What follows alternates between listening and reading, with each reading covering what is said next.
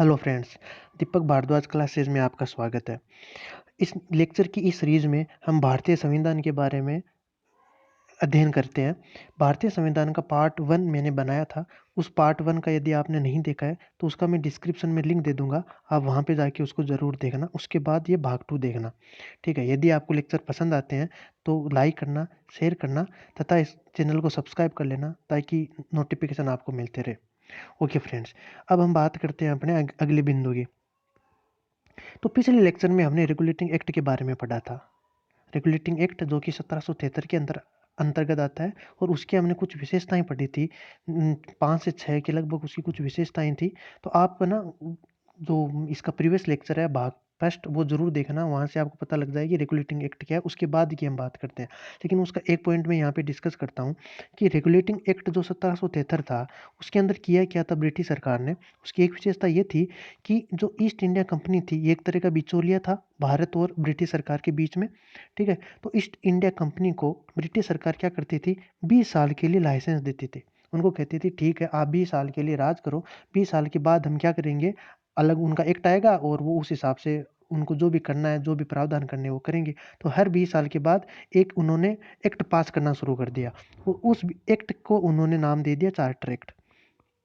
मतलब regulating act में east India company को 20 सालों का भारतीय प्रशासन करने का लाइसेंस प्रदान किया था ब्रिटिश सरकार के द्वारा और हर 20 साल के बाद वह कौन ब्रिटिश सरकार एक एक्ट निकालती थी जिसके अंतर्गत ईस्ट इंडिया जो कंपनी है जो कि भारत के ऊपर शासन कर रही थी डायरेक्टली उसको 20 सालों के लिए अलग से लाइसेंस और देने के लिए चार्टर एक्ट लेके आती थी।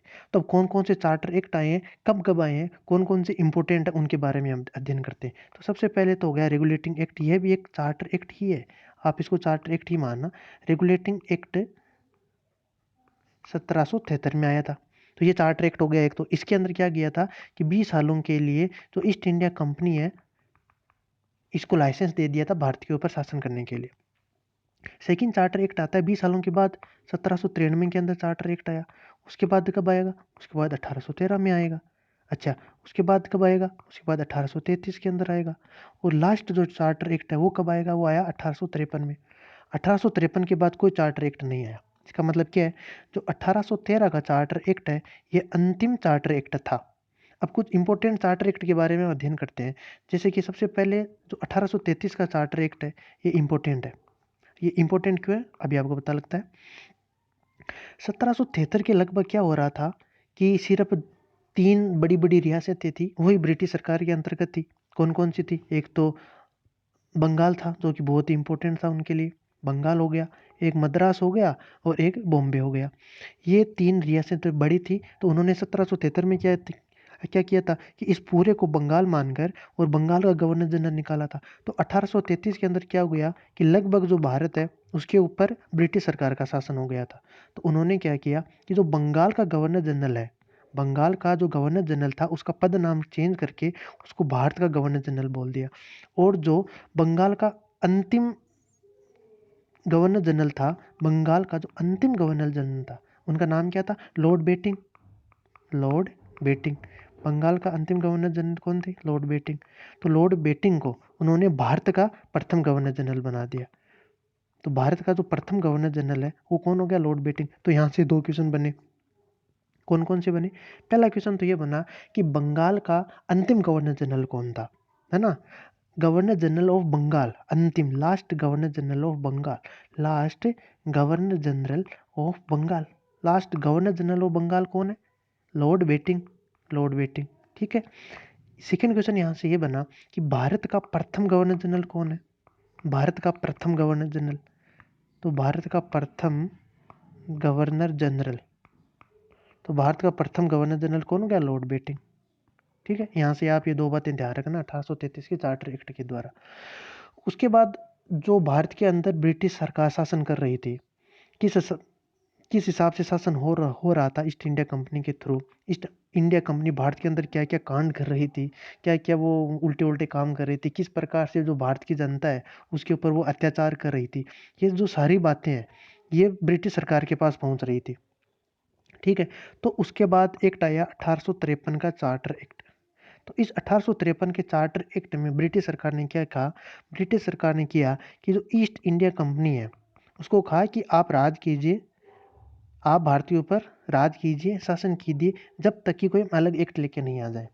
यहाँ से वो क्या दर्शाना चाहते हैं? इसका मतलब ये दर्शाना चाहते हैं कि कहीं न कहीं एक ऐसा एक्ट ज़रूर आएगा, जो क्या करेगा, भारत के अंदर ईस्ट इंडिया कंपनी के शासन को खत्म कर देगा। इसके बारे में हम बाद में बात करेंगे, ठीक है?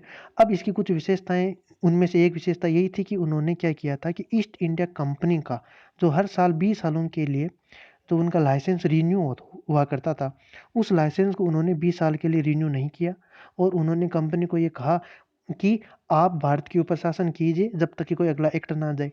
और दूसरे के अंदर उन्होंने क्या किया कि कंपनी के कुछ व्यापारिक अधिकार थे, उनको उन्होंने समाप्त से कर दिए थे, ठीक है?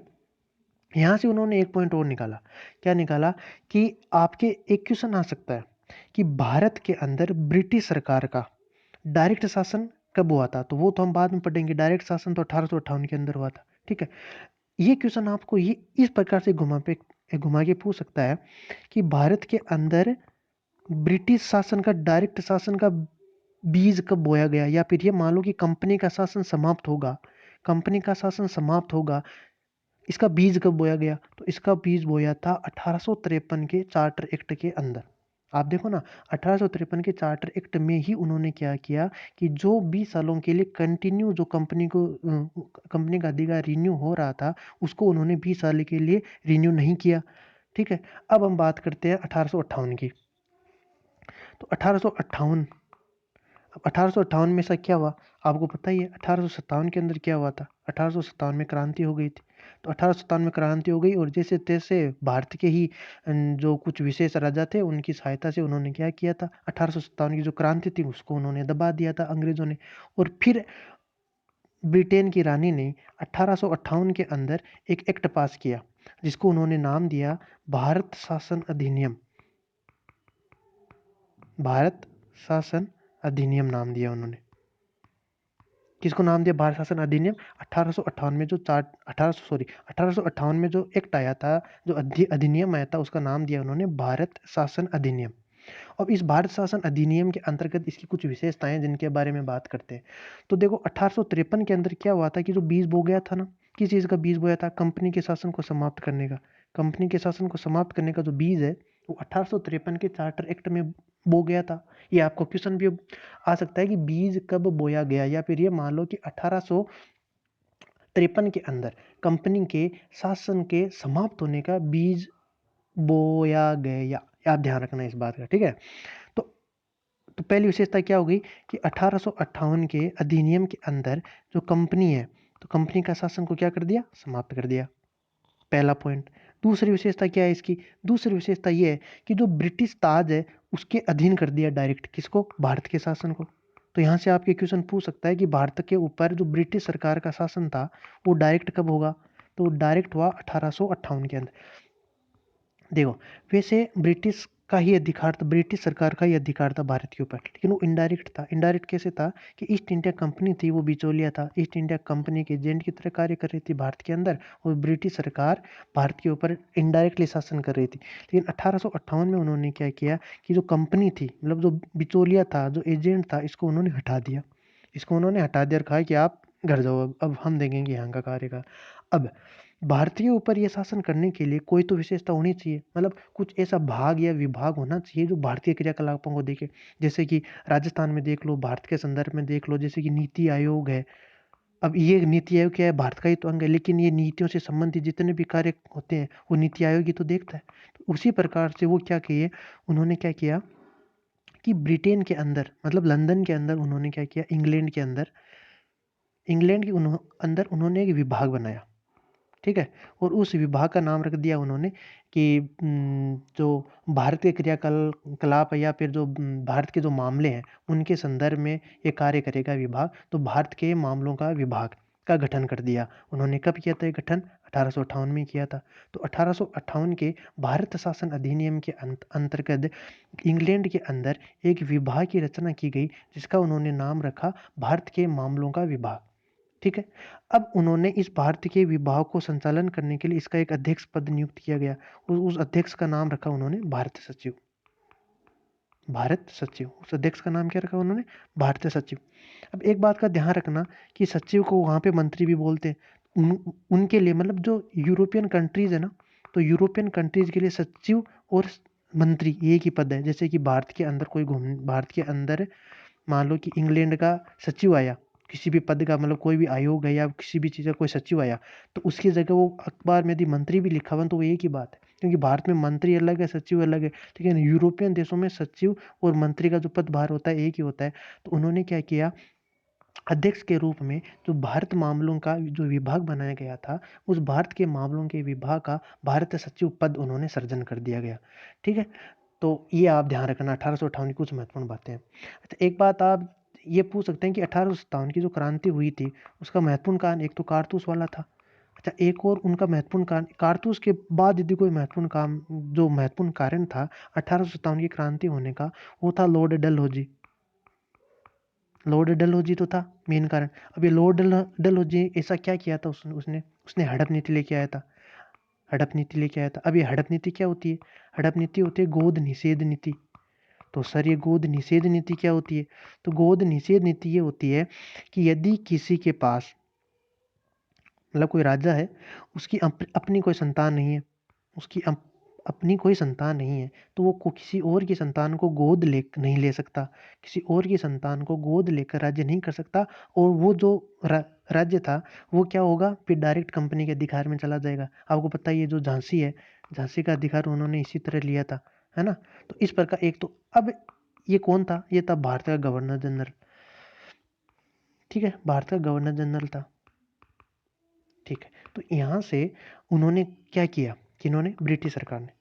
तो ब्रिटिश सरकार ने क्या किया, चलो ठीक है, आपको भारतीय गवर्नर जनरल से प्रॉब्लम है ना, तो हम क्या करते हैं, भारतीय गवर्नर जनरल को हटा देते हैं। देखो ध्यान से देखना, ध्यान से समझना कि जो ब्रिटिश है ये किस प्रकार से राज करते थे। उन्होंने क्या किया, उन्होंने कहा कि हम जो भारत का गवर्नर जनरल पद है इसको समाप्त कर देते हैं और इसकी जगह पर हम क्या क्या लेते हैं, क्या ले आते हैं, वॉइस रॉय ले आते हैं। वॉइस रॉय। तो भारत के अंदर वॉइस रॉय पद की स्थापना कर दी उन्होंने। कब की थी? 1858 के अंदर। तो 1858 का जो भारत शासन अधिनियम था, इसके अंतर्गत उन्होंने भारत के अंदर गवर्नर जनरल के स्थान पर वॉइस रॉय पद की स्थापना कर दी। अब एक पॉइंट आप ध्यान रखना कि जो ब्रिटिश इंडिया है, ब्रिटिश इंडिया कौन सा है? जहाँ जिसके ऊपर ब्रिटिश सरकार का डायरेक्ट शासन है। तो जो ब्रिटिश इंडिया है उसके अंदर ये अभी भी गवर्नर जनरल ही है, कोई चेंज नहीं है। नाम को कोई चेंज नहीं किया उन्होंने। ब्रिटिश इंडिया है उसके अंदर ये गवर्नर जनरल है। और ब्रिटिश इंडिया के अलावा जितनी भी देसी रियासतें हैं, ठीक है, मतलब देसी भारत मान लो अपना, जो देसी भारत है उसके अंदर ये पद नाम होगा क्या? वॉइस रॉय। तो इस प्रकार से ये टेक खेलते थे हमारे भारत के साथ, दिमाग लगाते थे फालतू का, और ऐसे काम करते थे। ये गवर्नर जनरल और ये वॉइस रॉय पद एक ही है, एक ही व्यक्ति होगा जो कि ब्रिटिश इंडिया के अंदर तो गवर्नर जनरल कहलाएगा और जो देसी भारत होगा उसके अंदर वॉइस रॉय कहलाएगा। ठीक है, इसके आगे की बातें हम अगली कक्षा में करेंगे। यदि आपको क्लास अच्छी लगी हो तो आप क्लास को लाइक ज़रूर करना, शेयर करना अपने दोस्तों के साथ और चैनल को सब्सक्राइब कर लेना, ताकि आपको आगे की जो भी पॉइंट आएंगे, जो क्लासें आएंगी वो आती रहेगी। आराम से आप पढ़ना। और यदि आपने जो पिछली कक्षा नहीं देखी है उसका मैं लिंक डिस्क्रिप्शन में दे दूंगा, तो वहाँ से आप जाके ज़रूर देखना। Okay friends, be safe, thank you.